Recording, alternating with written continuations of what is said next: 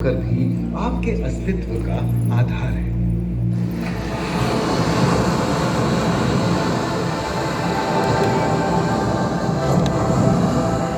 ये महासागर है, मीलों दूर तक फैला हमारे जीवन का केंद्र, जिसका पानी हर देश की सीमा से परे है।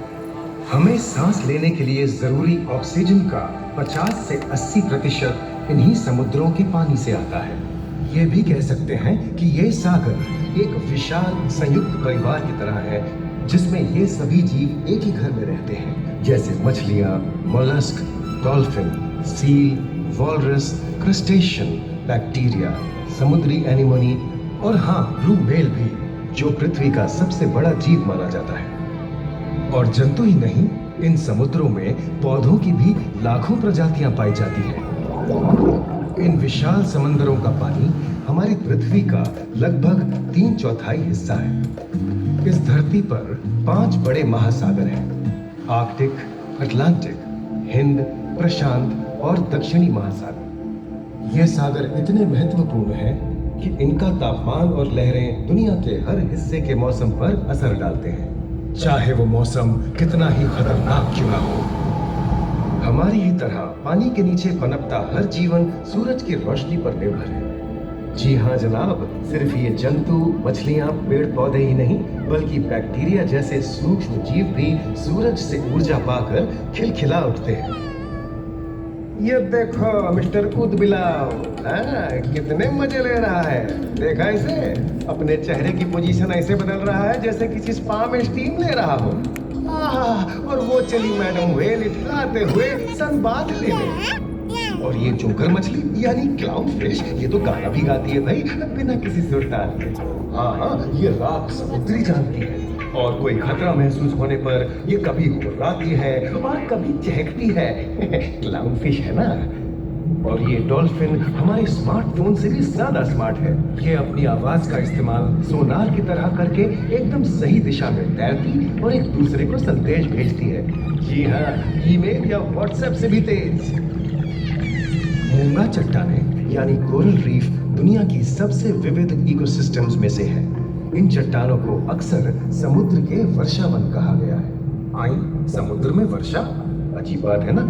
अरे दरअसल इनका नाम इनके आसपास बसे इन जीवों की विविधता के कारण पड़ा है। इनमें से कुछ मूंगे गर्म उथले समुद्र में, तो कुछ ठंडी अंधेरी गहराइयों में रहकर हमारे इकोसिस्टम के संतुलन को बनाए रखते हैं। पौधे हमारे इकोसिस्टम का एक बहुत ही महत्वपूर्ण हिस्सा है और पानी में ऑक्सीजन का सबसे बड़ा स्रोत है।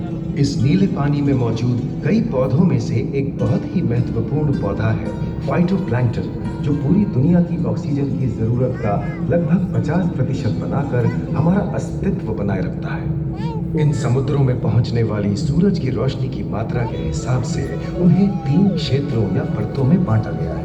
सतह के सबसे नजदीक वाली परत को यूफोटिक जोन या सनलाइट जोन कहा जाता है। जाहिर है कि यहाँ सूरज की सबसे ज्यादा रोशनी पहुंचती है और 90% समुद्री जीवन इसी परत में मौजूद है। अगली गहरी परत को डिस्पोटिक जोन या ट्वाइलाइट जोन कहा जाता है। इस परत तक सूरज की सिर्फ 1% रोशनी पहुंचती है, जो पौधों के जिंदा रहने के लिए काफी नहीं है। तीसरी और सबसे गहरी परत एफोटिक जोन या मिडनाइट जोन है। यहाँ सूरज की रोशनी बिल्कुल नहीं पहुंचती। ये परत पूरी तरह से अंधेरी और ठंडी होती है, बिल्कुल किसी हॉरर मूवी के सीन जैसे। ये कई जगह पर इतनी गहरी होती है कि यहाँ आसानी से माउंट एवरेस्ट जैसे ऊंचे पहाड़ भी समा सकते हैं। और इसकी सबसे गहरी जगह है प्रशांत महासागर में मरियाना ट्रेंच। महाद्वीपीय तटों के साथ लगे उतले समुद्री इलाकों तक पहुंचना आसान है, लेकिन ये समुद्र का सिर्फ 10% है।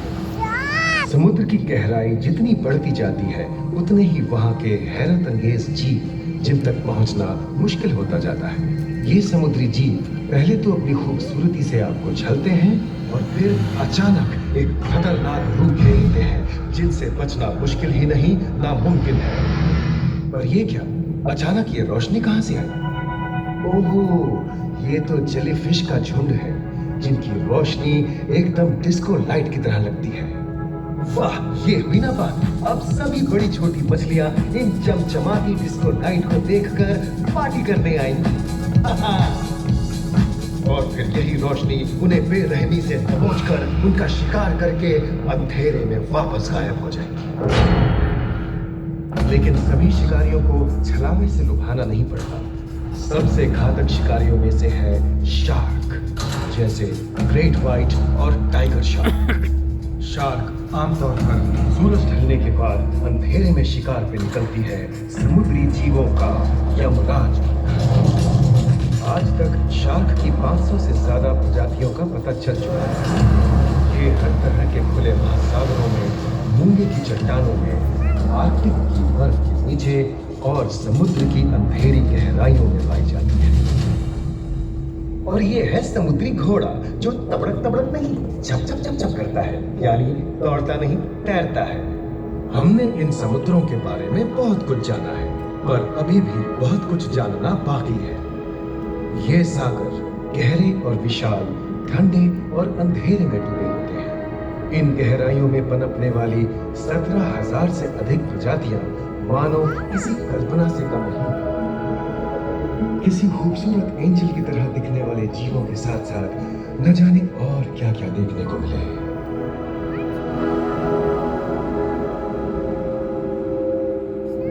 इन विशाल सागरों के इकोसिस्टम इनके बाहर तक फैले हैं।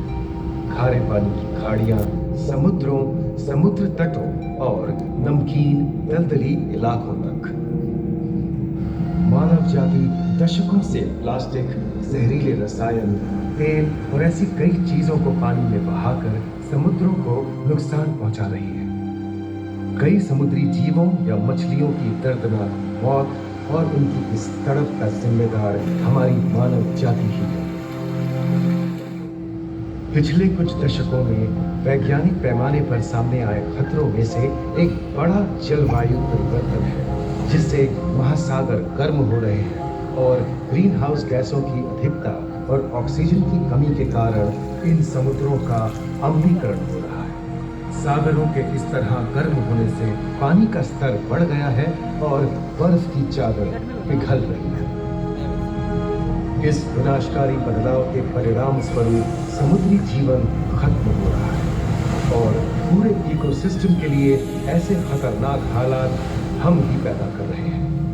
हमारी आने वाली पीढ़ी का भविष्य इस बात पर निर्भर करता है कि क्या हम आज अपने निजी जीवन से प्लास्टिक को हटाने जैसा छोटा कदम उठा सकते हैं, या फिर हम बड़े स्तर पर सख्त नियम बनाकर उन्हें लागू करें, जिससे समुद्री संसाधनों का दोहन और प्रदूषण कम हो। याद रखिए, बात हमारे अस्तित्व की है, तो बदलाव की शुरुआत भी हमें ही करनी होगी।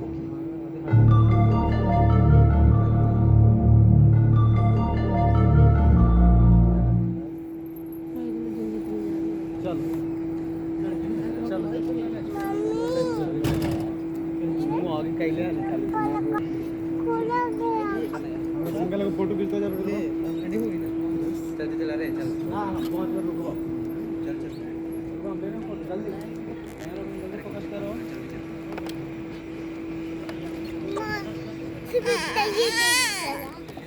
ये क्या था?